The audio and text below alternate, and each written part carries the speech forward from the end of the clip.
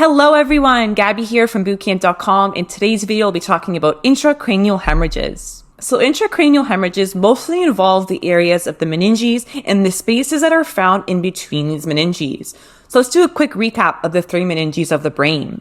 So we first have the dura mater, so tough mother, very tough layer of connective tissue that's going to be the most superficial and directly adhered to the skull. We then see immediately deep to the dura mater, we have the arachnoid mater, so arachnoid meaning spider, so forms these spider-like areas along the areas of the subarachnoid space. We then have immediately deep to the arachnoid mater, we're going to find the pia mater, which is directly adhered to the brain itself. And we can see this pia mater as it invaginates with the sulci of the brain. So whenever there is some trauma that occurs to the head, we can get these intracranial hemorrhages or these intracranial bleeds that actually occur between the layers of the meninges. So we have three main types of hemorrhages that can occur associated with these meninges, and the first one is going to be the epidural hemorrhage.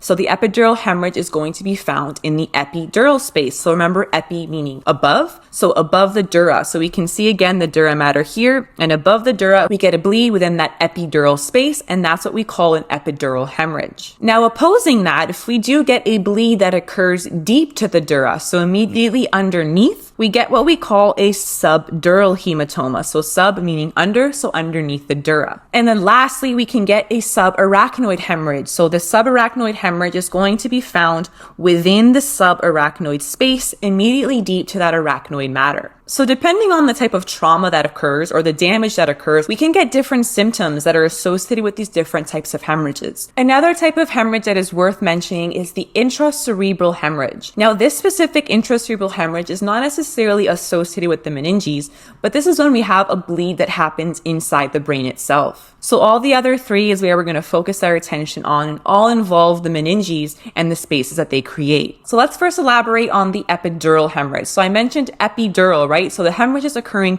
in the epidural space, and the epidural space is going to be immediately above the dura mater. So we can see here that the epidural space is in between the dura mater and the skull. So an epidural hemorrhage is usually caused by a trauma or a fracture along the areas of the pterion. So here is a pterion along the areas of the skull. It is a weak, vulnerable area that is susceptible to trauma if there is a direct blow to the head. And the reason that it is so weak is because we have the connection of all the skull bones that essentially connect in that area.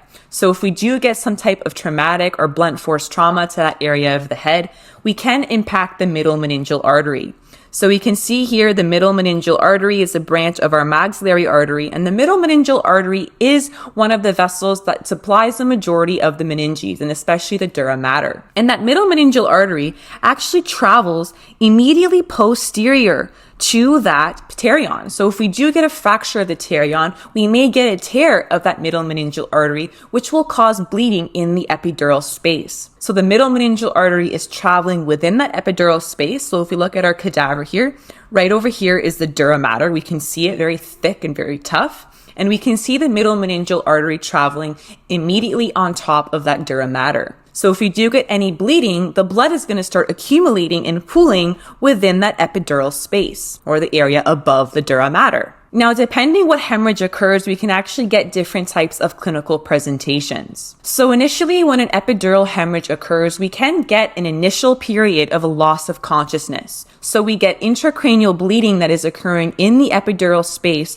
that increases the intracranial pressure and causes this loss of consciousness to occur. After that loss of consciousness, there is a temporary improvement. There is bleeding that is still occurring, but this temporary improvement causes this lucid interval. So it appears that this person is totally fine. And this is where the danger occurs, because we still have this bleeding that is occurring, and we're still getting this rise in intracranial pressure that will eventually lead to certain neurological deficits. Some of those deficits include unequal pupil size. We could also get some headaches, nausea, vomiting, as well as seizure and vision disturbances. So remember, we're getting an accumulation of blood in a potential space, so where there's not supposed to be any blood or fluid. This can cause pressure on the brain, can even cause the brain to be pushed and even herniated eventually through the areas of the foramen magnum, causing even further neurological deficits. So if we have a look at an epidural hematoma under medical imaging, depending on what kind of hematoma occurs, so similar to how we have different symptoms for the hematomas,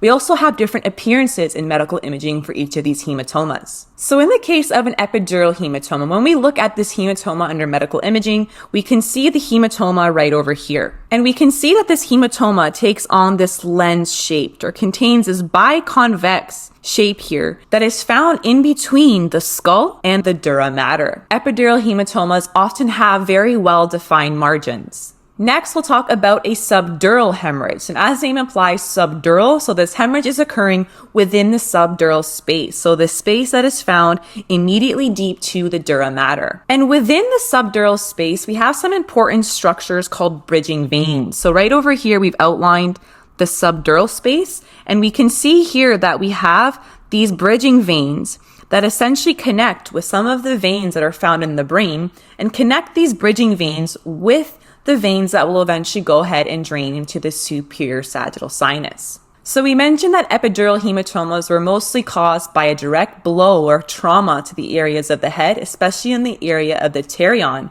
But a subdural hematoma or hemorrhage is often associated with the tearing of these bridging veins as we get quick deceleration or acceleration of the head. And because this tear is venous in nature, right? So we know that arteries generally have a higher pressure.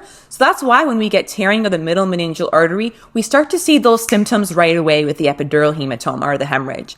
Versus a subdural hemorrhage, because this tear is venous in origin and the pressure is a lot less compared to those arteries, we may not be able to actually detect the subdural hematoma initially. But eventually, as bleeding continues to occur, we start to get this rise of intracranial pressure that will again may cause the actual herniation of the brain through the foramen magnum. So this blood starts to pool within this space, and eventually as time goes on, will start to cause some neurological deficits. And some of these clinical presentations can also include headache, nausea, vomiting, vision disturbances, as well as seizures. So if we have a look now at a subdural hemorrhage, we mentioned that the epidural hematomas or hemorrhage are going to be more lens-shaped. In this case, the subdural hemorrhage is often going to appear slightly more crescent-shaped. So the subdural hematoma does cross suture lines versus the epidural hematoma does not cross the suture lines. And that's what causes the difference of their appearance under medical imaging. So epidural will appear more lens-shaped, and then the subdural hemorrhage will appear more crescent-shaped. Next, we have the subarachnoid hemorrhage, which occurs in the subarachnoid space, so immediately deep to the arachnoid matter. And a subarachnoid hemorrhage is often caused by any trauma, any rupture of any aneurysms, as well as any arteriovenous malformations. A typical clinical presentation with the subarachnoid hemorrhage includes the thunderclap headache. So this headache is often described as the worst possible headache you've ever experienced in your life. We also might get some period of lost consciousness as well as a stiff neck. And the stiff neck occurs due to the irritation of the meninges as this bleeding is occurring. Some other symptoms include nausea, vomiting, seizure, and visual disturbances similar to the other types of hemorrhages. Now, if we have a look at the vessels that travel within the subarachnoid space, we can see the subarachnoid space in this area here, and we can see some vessels that travel within it. And these vessels will also continue and travel within the sulci of the brain and essentially continue and travel along within the inner aspects of the brain. So whenever we do get this subarachnoid hemorrhage and we have a look underneath medical imaging, we can see pooling of blood. We see some diffuse hyperdensity within that subarachnoid space. So all of these areas here that are in lighter gray represent the blood that is pooling within the subarachnoid space in these areas of the brain. So that concludes the 3 different types of hemorrhages that normally involve the meninges. This is a really good comparison slide for you to come back to. So we first mentioned that the difference between these hemorrhages, 1 includes the vessels that are responsible for these hemorrhages. 2, we also mentioned that the location of these hemorrhages are different, based on their name. And we also said that they all look different under medical imaging. So let's see what you've learned today. So a 28-year-old male patient presents to the emergency department following a motor vehicle accident. He sustained a severe head injury when his car collided with another vehicle. On examination, he is conscious but appears confused. He has a visible scalp laceration over the right parietal region. A CT scan of the head reveals a biconvex, hyperdense lesion in the right frontotemporal region with no midline shift. What is the patient's diagnosis? Which vessel is impacted during this type of hemorrhage? And then lastly, how do the clinical manifestations of an epidural and subarachnoid hematoma or hemorrhage differ? So pause the video, come on back when you're ready. So for this first question here, right, we have a lucid interval here. We also mentioned that the CT scan shows a biconvex hyperdense lesion. And we said that the biconvex appearance is mostly associated with the epidural hemorrhage. And we know that the epidural hemorrhage mostly involves the middle meningeal artery because the middle meningeal artery travels within that epidural space and travels immediately posterior to the pterion that is susceptible to fracture during trauma and during a blow. So for the clinical presentations, we know that the epidural hematoma, it starts off with the loss of consciousness, right? We get this bleeding that's occurring in the brain. It's arterial in nature, high pressure in the arteries. So we get this loss of consciousness that is then followed by a lucid interval. So we have this apparent normalcy that's occurring. Whereas the subarachnoid hemorrhage often involves this thunderclap or this very, very severe headache and can also include a stiff neck. And then lastly here, which intracranial hemorrhage corresponds with each of the CT scans below? How would you describe their appearance? So pause the video, come on back when you're ready.